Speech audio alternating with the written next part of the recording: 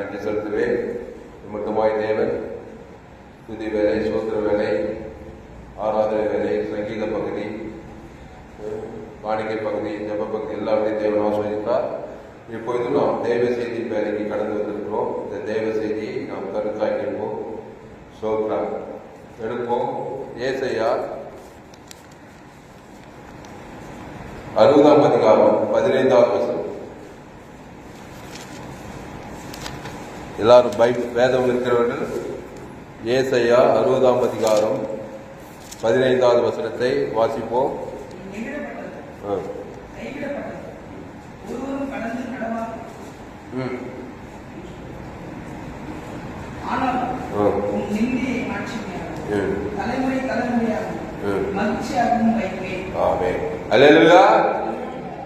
பக்கம் 867. ஏசாயா 60:15. நீ நெகிழப்பட்டதும் கைவிடப்பட்டதும் ஒருவரும் கடந்து நடவாததுமாயிருந்தாய். ஆனாலும் உன்னை நித்திய மாட்சிமையாகவும் தலைமுறை தலைமுறையாயிருக்கும் மகிழ்ச்சியாகவும் வைப்பேன். இந்த வசனத்தை 2 பிரிவா பிரிக்கணும். முதல் பிரிவு என்ன பண்ணுது? நீ நெகிழப்பட்டதும், அது என்ன விளக்க போடலாம். பொதுவா நெகிழப்பட்டது, வாழ்க்கையில பலவிதமான நெகிழ்வு, அது அவங்களுக்கு தான் தெரியும். நீ நெகிழப்பட்டதும். 2வது கைவிடப்பட்டதும். என்னென்ன கைவிடப்பட்டிருக்காங்க, எப்படி எல்லாம் கைவிடப்பட்டிருக்காங்க அவங்களுக்கு தான் தெரியும். நீ நெகிழப்பட்டதும் கைவிடப்பட்டதும் ஒருவரும் கடந்து நடவாததுமா இருந்தாய். ஒருவரும், சில பேர் சொல்றாங்க எதிரி கூட இந்த மாதிரி ஒரு பிரச்சனை வரக்கூடாது, அந்த மாதிரி ஒருவரும் கடந்து நடவாத சூழ்நிலையிலே நீ இருந்தாய். அப்படிப்பட்ட உன்னை, ஆனாலும் அப்படிப்பட்ட நிலை இருந்த உன்னை என்ன பண்ணிட்டாரா? நித்தியம். ஆனாலும் உன்னை, அப்படிப்பட்ட உன்னை என்ன பண்ணாங்க? நித்தியமாச்சுவர். ஆமா, ஏறி வச்சா கூட என்ன அவ்வளவு உயர்வு. நித்திய மாற்றுமையாகவும் தலைமுறை தலைமுறையா இருக்கும் மகிழ்ச்சியாகவும் வைப்பேன். அல்லேலூயா. அதனால நம்பிக்கையான செய்தி. ஆமா, பயந்துராத, பயப்படாத, கலங்காத. நீ எந்த சூழ்நிலை இருந்தாலும் சரி, எப்படி இருந்தாலும் சரி, எவ்வளவு நெகிழப்பட்டிருந்தாலும் சரி, உனக்கு ஒரு வாய்ப்பு இருக்கிறது. ஆனாலும் அந்த ஆனாலும் என்ற அந்த நிலைக்கு நம்ம வரணும். என் வாழ்க்கை நெகிழப்பட்டு போச்சு, கைவிடப்பட்டு போச்சு, ஒருவரும் கடந்து கடந்து கடந்து நடவாததுமா இருக்குன்னு சொல்லி ஒரு முடிவு பண்ணிக்கூடாது. எவ்வளவு பெரிய சூழ்நிலை வந்தாலும் சரி, எவ்வளவு பெரிய நெகிழப்பட்டு வந்தாலும் சரி, வழி இருக்குது, வாய்ப்பு இருக்குது. எப்படிப்பட்ட வாய்ப்புனா உன்னை நித்திய மாற்றுமையாகவும் தலைமுறை தலைமுறையாக இருந்தும் மகிழ்ச்சியாகவும் வைக்கும்படியான ஒரு வாய்ப்பை தேவன் வைத்திருக்கிறார். அதனாலே உன்னை நித்திய மாற்றுமையாகவும் தலைமுறை தலைமுறையாக இருக்கும் மகிழ்ச்சியாகவும் வைக்கும்படி இயேசு இடையே வந்தார். அல்லேலூயா. ஆமாங்க, நான் நித்திய மாற்றுமையா இருக்கணும், தலைமுறை தலைமுறை மகிழ்ச்சியா விரும்புவாங்க. ஆனா இயேசு ஏற்க மாட்டாங்க. ஒண்ணு செய்ய அவங்க நெகிழப்பட்டுதான் இருப்பாங்க, கைவிடப்பட்டுதான் இருப்பாங்க, ஒரு கடந்த நடவாத சூழ்நிலை தான் இருப்பாங்க. எவ்வளவு பெரிய ஆளா இருந்தாலும் சரி, அது யாரா இருந்தாலும் சரி, அவங்களுக்குள் தந்த ஒவ்வொரு மனுஷனும் நெகிழப்பட்டு இருக்கிறான். பணம் இருக்குது, காசு இருக்குது, எல்லாம் இருக்கு, படிப்பு இருக்குது, படிப்பு இல்லை, பணமும் இல்லை. என் காயிலே பாவத்தில் கருந்திருக்கிறார். ரோமர் 3:23 படி எல்லோரும் பாவம் செய்து தேவ மகிமைக்கு போனவே இந்த நிலையில் தான் இருப்பான். நெருங்கிடப்பட்டோம், கைவிடப்பட்டோம், ஒவ்வொரு கடந்து நடவாத சூழ்நிலை இருப்பான். அப்படிப்பட்டவன் நித்திய மாட்சிமையும் தலைமுறை தலைமுறையாக இருக்கும் மகிழ்ச்சியாக வாழ முடியும். எப்போ? இயேசு கிறிஸ்து மூலமாக. இயேசு கிறிஸ்துக்குள்ள வந்தாக்கா நீ நித்திய மாட்சிமை உள்ளவனாய் மாறிவிடுகிறாய். கிறிஸ்து நமக்கு தலையாய் இருக்கிறார், நாம் அவருடைய சரீரமாய் இருக்கிறோம். இயேசு நித்திய மாட்சிமையாக இருக்கிறார், தலைமுறை தலைமுறையாக இருக்கும் மகிழ்ச்சியாக இருக்கிறார். ஆதாமுக்குள் பிரதை, ஆதாமுக்குள்ளே வாழாது கிறிஸ்துக்குள்ள வா. தலைமுறை தலைமுறையாக இருக்கும் மகிழ்ச்சியாகவும் வைத்துருவாரு. அல்லேலூயா. ரொம்ப கஷ்டமா? ஆதாமுக்குள்ள இருக்கிற ஒரு மனுஷன் கிறிஸ்துக்குள்ள வர்றது ரொம்ப கஷ்டமா? பழைய நோட்டி எழுந்திருக்கிற வேலையா? ஒன்றும் இல்ல பிரியமான, மனம் இருந்தால் வரலாம். வருத்தப்பட்டு வாத சுமக்கிறோட எல்லோரும் சொன்னாங்க இல்லையா, நீ நெகிழப்பட்டு கைவிடப்பட்டு ஒரு கடவாத நிலையில போய் திரு முடிச்சுட்டு லேட் பண்ணாத, நேரத்தை வேஸ்ட் பண்ணாத. அது என்ன பண்ணாலும் சாபங்கள் பாவங்கள் ஆமாவின் சேர்ந்தே மரணத்தில் நேரம் நடத்தும். தீவிரமா இயேசு நன்மையில் வா. வருத்தப்பட்டு வாசவர்கள் எல்லோரும் என்னிடத்தில் வா.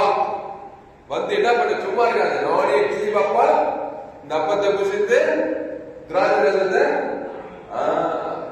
அப்பத்தை புசிக்கலாம். ஜீவ அப்பத்தை புசிக்கணும், திராட்சை ஜீவ ரத்தத்தை பானம் பண்ணணும். ஏன் நீ நெகிழப்பட்டு போன, ஏன் கைவிடப்பட்ட, ஏன் ஒரு கடந்து நீ ஒரு கனியை குச்சிக்கிட்ட ஏழை தோட்டத்துல ஆதாம் தேவால தேவடைய சாயலின்படி தேவடைய ரூபத்தின்படி உண்டாக்கி ஜீவ சுவாசத்தை ஜீவாத்மாவாகி என்ன சொன்னாரு, எல்லா போட்ட எல்லா வச்சு ஜீவ வச்சது கண்ணிலே வச்சேன். ஆனா பிசாசு என்ன பண்ணா, அவங்களுக்கு சித்த சுயாதீனம் கொடுக்கும் போது இந்த ஏவால பிசாசு வா வா என்கிட்ட வா, தேவன் என்ன சொன்னாரு, அவங்ககிட்ட போவாரு, அவன் வார்த்தை கேட்காத, அந்த கனியை தொடாத, நண்பத்தை மறியந்த கனியை தொடாத, பறிக்காத, புஷிக்காத அதான் நெகிழப்படுறது, கைவிடப்படுறது தேவனா. அப்புறம் ஒரு கடவுள் போயிருக்கு. அந்த மாதிரி நீ போன நீ இப்போ ஏசுகிட்ட வந்து அவனுடைய ஜீவ விச்சத்துக்கு நீ புஷிக்குமா புஷிக்கிட்டாரு நான் தானே, அது இல்லையா? அவ்வளவுதான். அப்போ பிசாசு வார்த்தையை ஏதே தோட்டத்துல பிசாசு கிட்ட போய் பிசாசு சொன்ன கனிய நன்மை தீமை, நன்மையும் தீமை அறிந்தது சாகவே சாவாய். அங்கதான் பாவமும் மரணம் நெறியப்பட்டு போனது. அப்புறம் ஏவாளுக்கும் புருஷனுக்கும் கொடுக்குறாள் இல்லையா, ஆதாமும் அந்த கனியை புடிச்சுட்டான். உடனே என்ன ஆயிட்டாங்க, ஓடுறாங்க, ஒடிக்கிறாங்க, பயப்படுறாங்க, ஓடி ஒளிஞ்சிக்கிறாங்க, என்ன பண்றாங்க பாருங்க. அங்கே அந்த கனியை புஷிக்குன்னாலே அங்கே நீ நெகிழப்பட்டு போய்விட்டாய். முதல் தாய் தான் உங்க இருக்கிற எல்லாருக்கும், உலகம் அத்தனை கோடி பேருக்கு ஆதி தாய், ஆதி தகப்பன் இருக்கிற எல்லாருக்கும். இப்ப நமக்கு எனக்கு ஒரு தாய் தாய், உங்களுக்கு ஒரு தாய் தாய், அகில உலகத்துக்கு ஆதி தாய் ஆதி தகப்பன் தான் ஆதாமேவார்.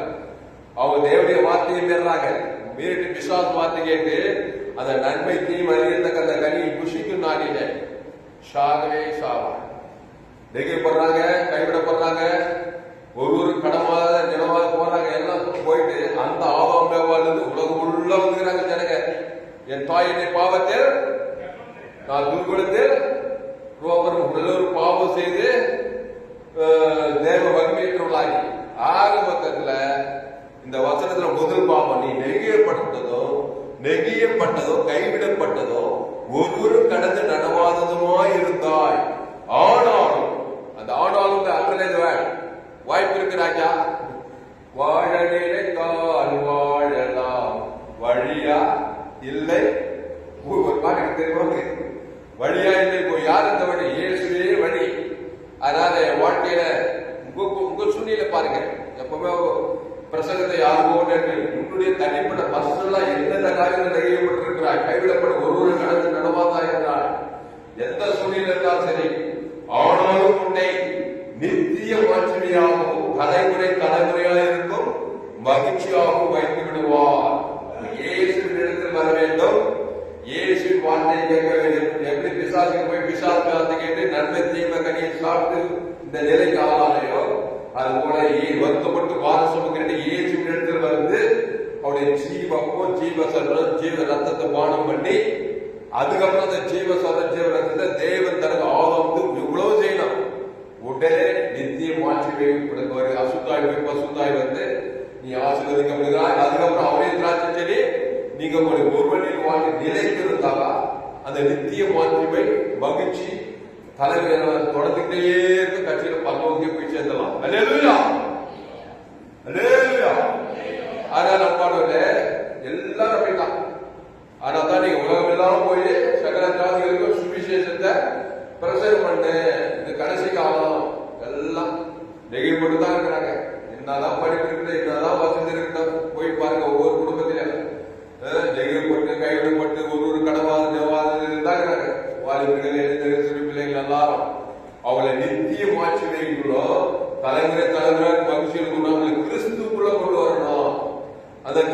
நானே வழி சத்தியமா ஜீவ விருட்சக்கனியில கொண்டு வந்துடணும்.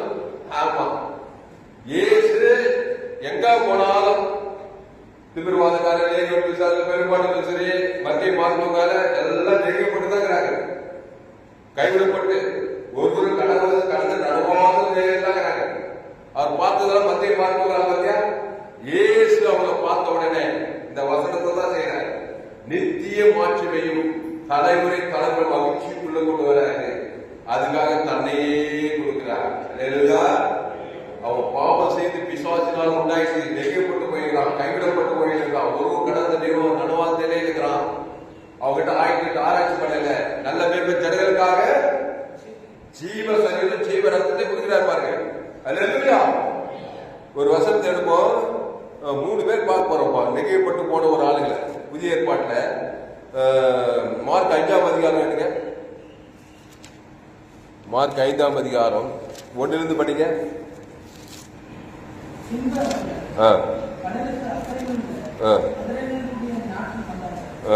எல்லாரும் எனக்கு வசந்த புதிய ஏற்பாட்டுல 53ஆவது பக்கம் படிங்க.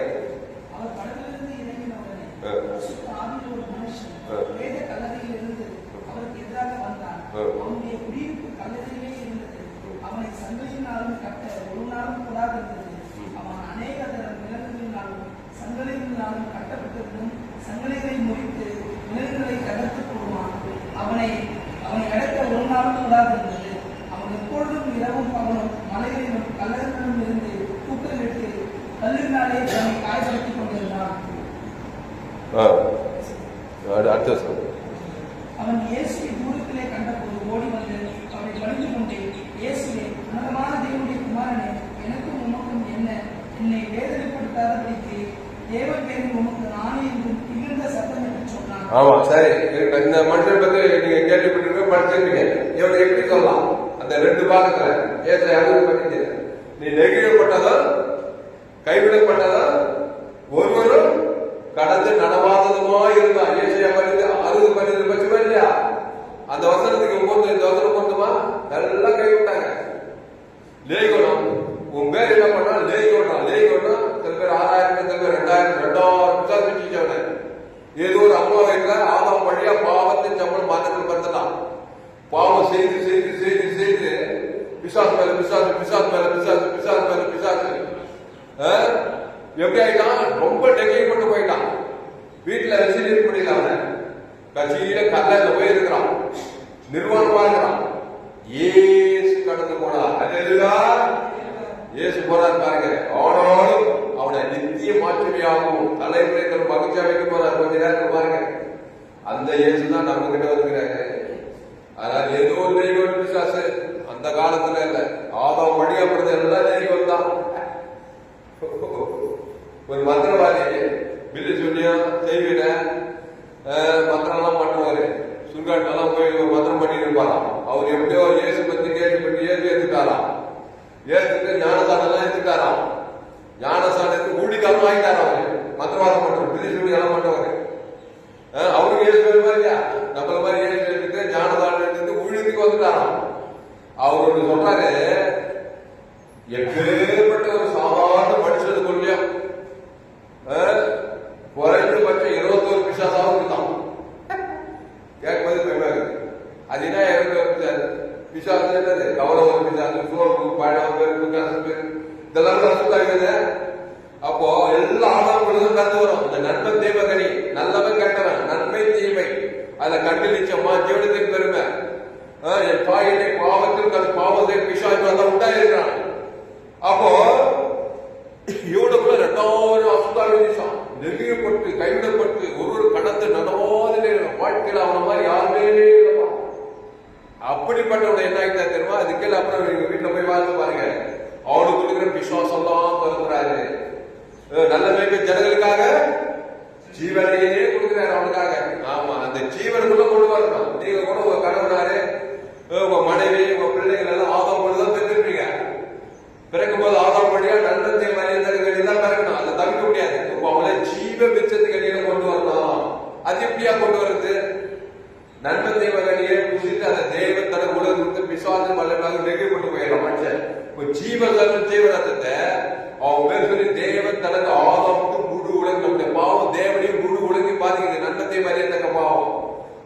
பிசாசு உரிமையா நம்ம குடும்பத்துல நெகிழப்படுறது, கைவிடப்படுறது, கடவுள் காரியத்தெல்லாம் செய்யலாம். அதுக்கு நிகரா ஏசு ஜீவ விசத்தை கையை புசிக்கணும். பாவ பரிகாரம், பாவ ஜீவ சரணம், ஜீவ ரத்தம். அதை தேவன் கணக்கு ஆதாமுக்கு முழு உணர்வுபூர்வமா கொடுத்தா எப்பேற்பட்ட அசுத்தாய் அவனுக்கு போய்தான் ஆகணும். பசுத்தாய் வந்துதான் ஆகணும். தேவனுக்கு படிப்பு செய்தான் காப்பாற்றிதான் ஆகணும். அல்லேலூயா. ஏசு செய்யறாரு இல்லையா? நானே நல்ல மேய்ப்பன், நல்ல மேய்ப்பன் ஜனங்களுக்காக ஜீவ சரீரம், ஜீவ ரத்தம். ஆமா, அவன் நன்மை தீவிர போனா ஏசு தெரிஞ்சு எல்லாருக்கும் நல்லா தெரிஞ்சவருக்கு. என் தாயிலே பாவத்தில் கருத்தறிந்திருக்கிறா, ரொம்ப நெகிழ்ப்பட்டு போயிருக்கிறான், கைவிடப்பட்டு இருக்கிறான், ஒரு கடந்த நிர்வாகம் இருக்கான், அவனை தக்கில் கட்டி பாக்குறாங்க, கயிறு கட்டி பாக்குறாங்க, இன்ஜெக்ஷன் போட்டு பாக்குறாங்க. மனுஷன் அதான் செய்வான். ஆனா ஏசு அதான் செய்ய பாருங்க. அவன் பாவத்துக்கான ஒரு பரிகாரத்தை பண்றாரு. அதுக்காக தன் ஜீவ சரீரம், ஜீவ ரத்தத்தையே கொடுக்கணும் அவனுக்கு. இயேசு ஜீவன், ஜீவ விருட்சத்துக்கு நீங்க கொண்டு வரும். நன்மத்தை மாதிரி பாவட்டு மனிதர்களுக்கு ஜீவ தேவைக்கு உயிர்த்தது.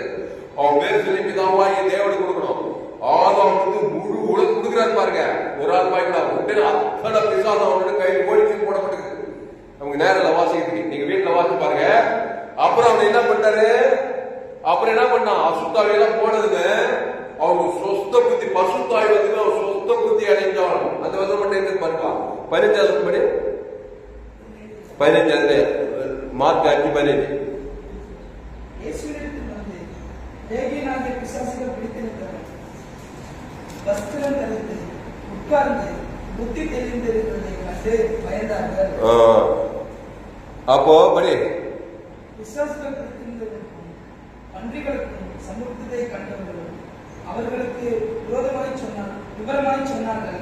அப்பொழுது தங்கள் போதும். அப்போ அந்த பிசாசுகள் பிடித்திருந்தவர்கள் அத்தனை பிசாசு போனதுமே அவன் என்ன ஆயிட்டானா சொஸ்த புத்தி அடைந்தான். இயேசுவினிடத்தில் வந்து லேகியோன் ஆகிய பிசாசுகள் பிடித்திருந்தவன் வஸ்திரம் தரித்து உட்கார்ந்து புத்தி தெளிந்திருக்கிறதை கண்டு. என்ன புத்தி? ஏசுதார் புத்தி வந்துச்சு. அதுக்கு முன்ன பேய் புத்தி, நன்மதேவ புத்தி, ஒரே பேயாதான். தன்னை தானே ஏரியாவே கலைக்கிறது. ஆமா, ஆதாமுக்குள்ள பிறந்தவன் நன்மை தீமை அறியத்தக்க கனி, நல்லவன் கெட்டவன். நம்ம சண்டை போடும் போது என்ன சொல்றான்? நான் படிக்கும் போது இந்த வார்த்தை அதிகமாக யூஸ் பண்ணிக்கிறேன். நான் நல்லவனுக்கு நல்லவன், கெட்டவனுக்கு சொல்றாங்களா இல்லையா? அது எங்க பைபிளே பற்றிருக்க மாட்டான். அப்படிதான் அந்த கனி, நல்ல கனி கெட்ட கனி தான் பற்றி சாப்பிட்டு பத்த வந்துக்கிறான். நான் நல்லவனுக்கு நல்லவன், நான் கெட்டவனுக்கு எல்லாருமே சொல்றான்.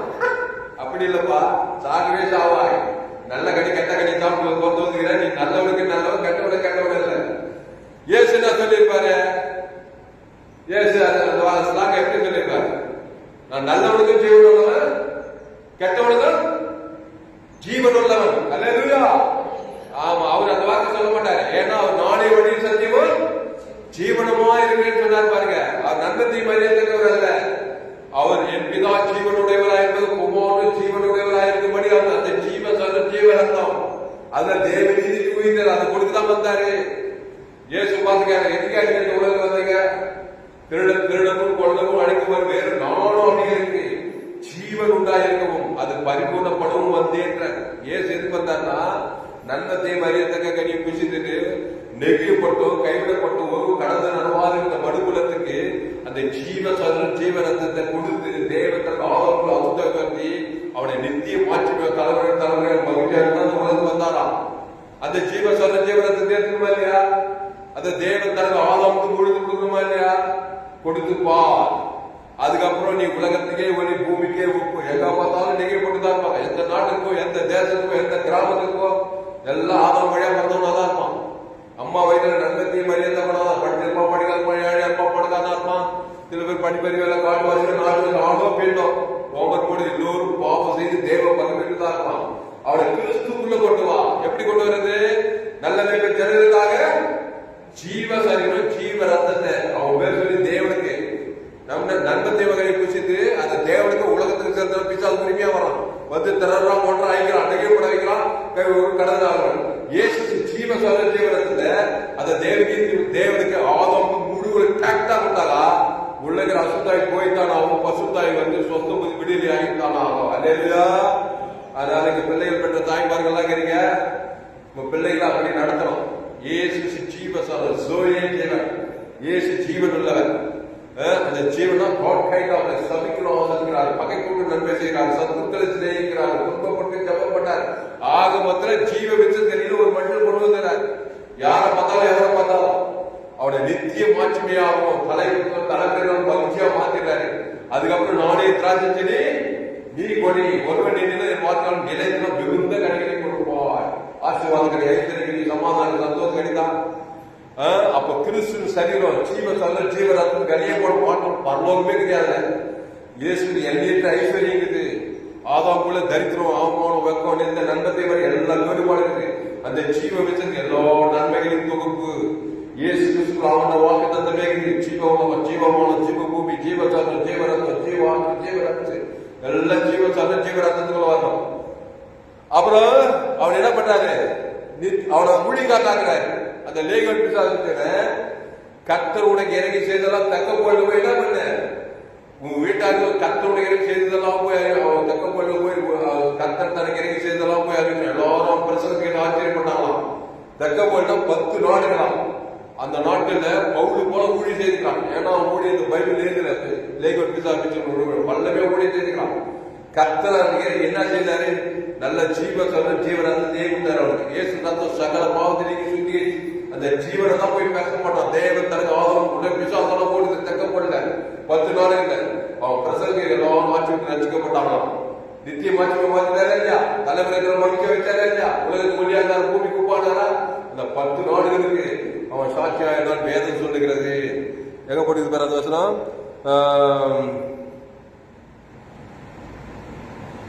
18 படிப்பாரு.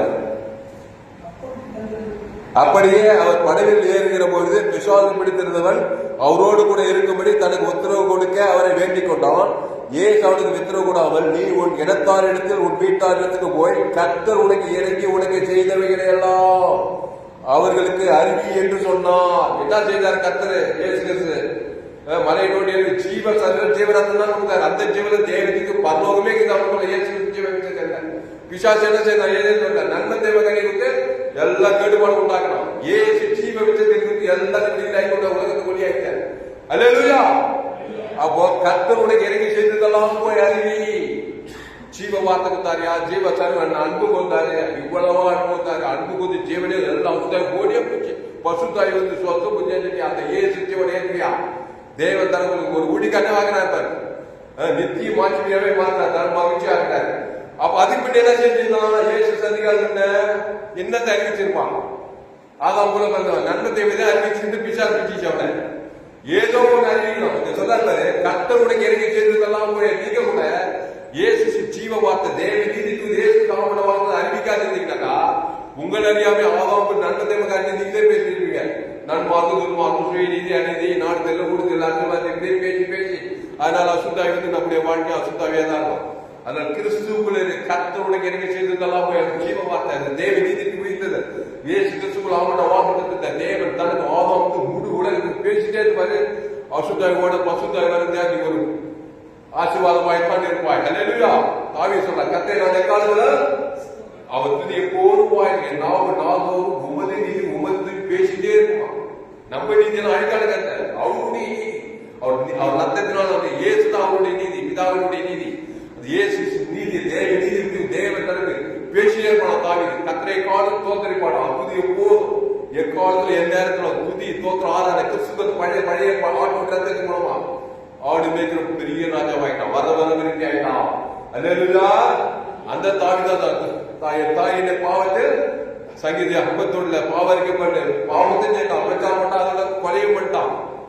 என்னத்துல எல்லாம் ஆபாம் வழியா பிறந்தா பாவத்தை மறந்து செய்யத்தான் செய்வாங்க. ஆனா ஏசு கிட்ட வந்து ஆட்டு மீதுவான தாவீதின் இதுன்னு கேட்டவன் பெரிய ராஜாவா மாற்றப்பட்டான் பழைய பாட்டுல.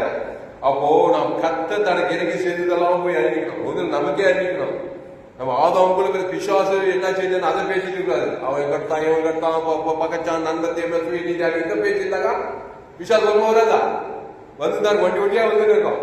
கர்த்தர் உனக்கு இறங்கி செய்ததெல்லாம் அறிவிட்டார். என்ன சொல்றாரு? ஏசு அவனுக்கு வித்துற கூட அவன் நீ உன் இடத்தார் இடத்துக்கும் உன் வீட்டார் இடத்துக்கும் போய் கர்த்தர் உனக்கு இறங்கி உனக்கு செய்தவர் எல்லாம் அவர்களுக்கு அறிவி என்று சொன்னால் அந்தபடி அவன் போய் இயேசு தனக்கு சொன்னவைகள் எல்லாம் செய்தவைகள் எல்லாம் தெக்கப்போலி என்னும் நாட்டில் தெக்கப்போனினா 10 நாடுகளாம். தெக்கப்போனி என்னும் நாட்டில் பிரசித்தம் பண்ண தொடங்கினான்.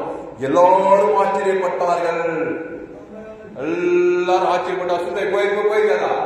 அப்ப தலைமுறையா இருக்கும் மகிழ்ச்சியா வச்சுட்டு இருப்பாங்க. எப்படி இருந்தாங்க? ஏசை 60:15 நீ நெறியப்பட்டதோ நீ கைவிடப்பட்டதோ ஒரு கடந்த நடவாதமாயிருந்த ஒரு மனுஷனை இயேசு சந்தித்து ஒண்ணும் பண்ணங்க, தன்னையே கொடுக்கிறார். ஜீவரத்த தேவிக்கு அவன் பேர் சொல்லி தேவனுக்கு ஆதாமுக்கு முழுவதும் கொடுக்கிறாரு. உன்னை பிசாசம் அழகைச்சு ஓடி பண்ணி கொண்டு சவுக்கர் மாண்டே போச்சு. பசுத்தாய் வந்துச்சு. கிறிஸ்துவை தேவன் தனக்கு ஆதாமுக்கு முழுவதும் உணர்வுபூர்வமா கொடுத்தா பசுத்தாய் வந்து தேவனுக்காக வந்து அவன் நித்திய மாற்றி தலைவர் மகிழ்ச்சியா மாறிடுவான். சொஸ்த புத்தி அடைந்தான். நிம்மதியா தூக்கி போனா இல்லையா? நீ ரைட்டு 2000 கற்பனை பண்ணி பாரு எப்படி இருந்திருக்கும். தன்னைத்தானே காயப்பட்டிருந்த ஒரு மனிதன் அவனை இயேசு சந்தித்து தன்னையே கொடுக்கிறான். அந்த இயேசு ஜீவன் பரிமுறை ஜீவன் நமக்குள்ளே அப்போ ஜீவ சரண நம்ம குறிச்சு இருக்கிறோம். முதல்ல நமக்கே கொடுக்குற ஜீவ சரண ஜீவன் அர்த்தம். அதுக்கப்புறம் குடும்பத்துக்கு பட்ட எங்க போனாலும் அவன் கூட பண்ணவன். அப்ப இயேசு ஜீவன் பரிமுறை தேவன் தேவன் தனக்கு ஆதாமுக்கு முழுவதும் கொடுத்தா இந்த அசுத்தாயிரம் அந்த கஷாயம் அக்கா கஷாயம். நான் சின்ன வயசுல எங்க அம்மா பேருக்கு இருப்பாங்க. பேருக்கு சாப்பிட்டீங்களா நீங்க? கஷாயம் மாதிரி இருக்கும். சின்ன வயசுல அந்த நாங்கெல்லாம் குடிக்குவோம். வாயில் வைக்கவே முடியாது. அதை பார்த்தா ஓடுவாங்க. அவ்வளவு கஷாயமா இருக்கும். பேருக்கு எப்படி அது எங்க அம்மா அடிக்க 6 மாசம் கொடுக்கும்போது அந்த பேருக்கு உள்ள வாயில போடவே முடியாது. அவ்வளவு கஷாயமா இருக்கும். அந்த மாதிரி பிசாசுக்கு ஜீவ வார்த்தை தேவை நீதிட்டு உயிர்த்தல் பேசினா அந்த பிசாசால அந்த கஷாயம் ஓடத்தான் செய்யும். பசுத்தாய் வந்து தேவன். ஆனால் கிறிஸ்துவை தேவன் தனக்கு ஆதாமுக்கு முழு ஒழுங்கு கொடுங்க. விசுவாசம் போகத்தான் செய்யும். பசுத்தாய் வரத்தான் செய்வாரு. நீங்க நித்திய மாற்றுமையாகவும் தலைமுறையாகவும் மகிழ்ச்சியா நீங்க வாழத்தான் செய்வீங்க. அதே ஆசீர்வாதம் வாங்க. அடுத்தது யோவான் சுவிசேஷம் 5ஆம் அதிகாரம் 1 வாசிங்க. இங்க ஒருத்தங்கிறான் பாரு, ஒரு கடந்து நடவாதது மாதிரி. யோவான் 5ஆம் அதிகாரம்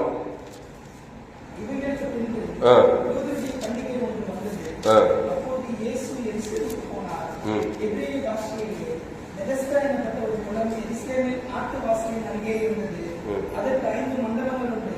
அவைகளிலே கூட சப்பானிகள் சூழ்நிலை உருக்குடையவர்கள் முதலியான வியாதிக்காக அநேகர் படுத்திருந்து தண்ணீர் எப்பொழுது கலங்கும் என்று பார்த்து கொண்டிருப்பார்கள். ஏனெனில் சில சமயங்களிலே தேவதூதன் ஒருவன் அந்த குளத்திலே இறங்கி தண்ணீரை கலக்குவான். தண்ணீர் கலகிற பின்பு யாரும் முந்தி அதை எழுதுவானோ அவன் எப்பேற்பட்ட வியாதியஸ்தனாக இருந்தாலும் சுஸ்தமாவான். 38 வருஷம் வியாதி கொண்டிருந்த ஒரு மனுஷன் அங்கே இருந்தான். படுத்திருந்த அவனை இயேசு கண்டு அவனை வெகு காலமாய் வியாதியஸ்தன் என்று அறிந்து அவனை நோக்கி சுஸ்தமாகும் என்று விரும்புகிறாயே என்று கேட்டார். இங்க பாருங்க, 38 வருஷமாய் வியாதி கொண்டிருந்த ஒரு மனுஷன் அங்கே இருந்தான். இவன் என்ன சொல்லலாம்? ஏசாயா 60:15 படி நெறியப்பட்டுக்கிறானா? விவரிக்கவே முடியாது. 1 வருஷம் 2 வருஷம் இல்ல. அம்மா டாக்டர் மாத்துறாங்க சிஎம் ஹாஸ்பிட்டல்ல. இந்த வியாதிகள் வியாதிகள் எல்லாம் எப்படி பார்த்துருப்பாங்க. 38 வருஷமா வியாதியா இருந்தாலும் எவ்வளவு நெகிழப்பட்டிருப்பான். விவரிச்சு சொல்ல முடியுமாங்க? அவனுக்கு தான் தெரியும். அப்போ நீ நெகிழப்பட்டதும் கைவிடப்பட்டான். எல்லாரும் கைவிட்டாங்க. ஒரு தூக்கி அது சோதனை பண்ணலையா? 38 வருஷம் யாரும் அம்மா பாப்பா அப்பா பாப்பா மாமா பாப்பா மச்சான் மாமா அண்ணன் தம்பி பார்த்து கட்சி கைவிட்டாங்க. கைவிடப்பட்டாங்களா? ஒரு கடந்து நடவாததுமா இருந்தான். 38 வருஷமா அந்த பெருசா உள்ளதுல வியாதி கொண்டிருந்த ஒரு மனுஷன், 38 வருஷமா வியாதி கொண்டிருந்த ஒரு மனுஷன் அங்கே இருந்தான். ஏசு அப்படி பண்ணல தேடி போறாரு. எதுக்கு போறாரு? ஆனாலும் அவனை நித்திய மாற்றுமையாகவும் தலைமையா மகிழ்ச்சியாக வழங்க போறாரு. உங்ககிட்ட வந்துருக்காரு. உன்னை நீ சாதாரணமா நினைக்காத. உன்னை சின்னதா மற்றவெல்லாம் சொல்றத வச்சு நீ எடப்படாத. கிறிஸ்து உடம்புல இருந்தா நீ நித்திய மாற்றுமை உள்ளவர். நித்திய உலகத்துக்கு உன்னை பூமிக்கு அப்படி பார்க்கணும். நம்மளுடைய பழைய சேட்டைகள் எல்லாம் பார்த்து என்னோட பேர் வச்சிருப்பாங்க. அதெல்லாம் மனுஷன் காலம்லாம் கழிக்கூடாது.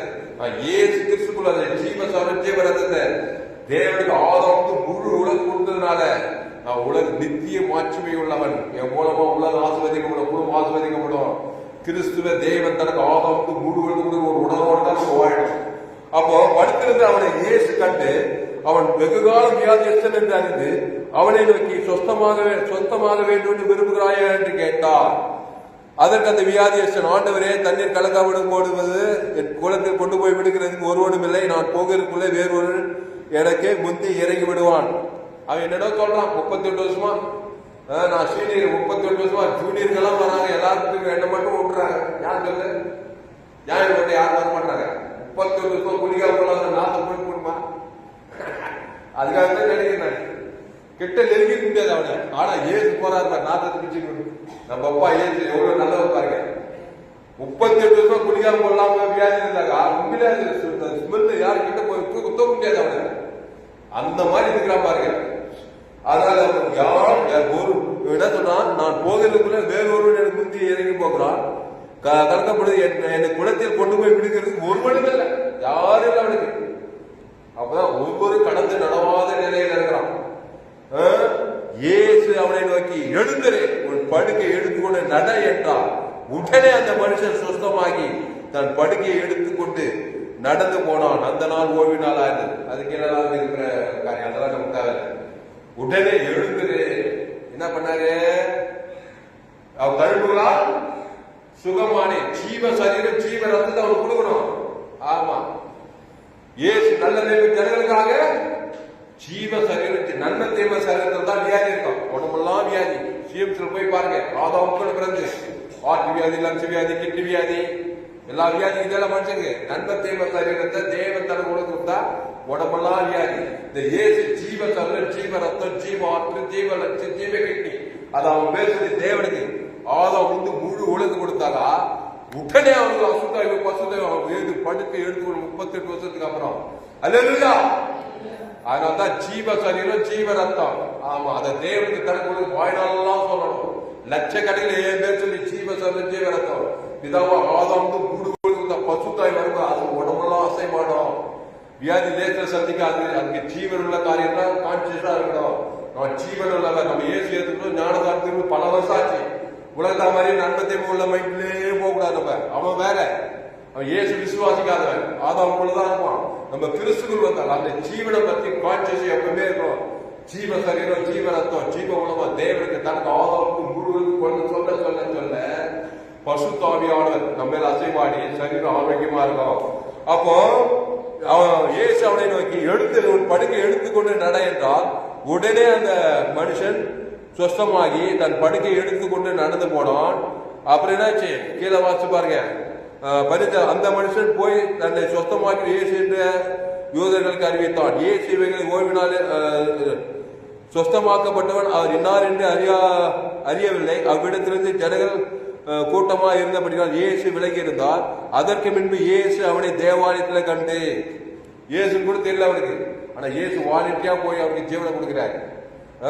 ஒருவேளை மற்றவங்களுக்கு நீங்க கொடுக்கிற ஜீவனை பத்தி தெரியாது, நீங்க ஜபம் பண்ற ஜபத்துல அவங்க உறுதியாகிடும். அவங்க பசுத்தாவி அப்புறமா தான் அவங்க வெளிப்படுத்தணும். அதனால யாருக்கு தெரிஞ்சதோ தெரியும், இயேசு ஜீவன் பரிந்துரை குடும்பத்தார் இழந்தார்கள் தேவத்தருக்கு ஆதாமும் அசுத்தாயத்துக்கு பசுத்தாய் இறங்கி அதுக்கப்புறம் அவனை இயேசு பற்றி சொல்லும் போது கண்டிப்பா ரசிக்க விடுவாங்க.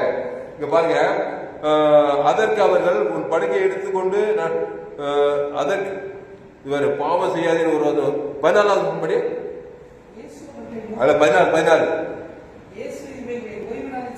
இல்லப்பா 14வது வசனம்.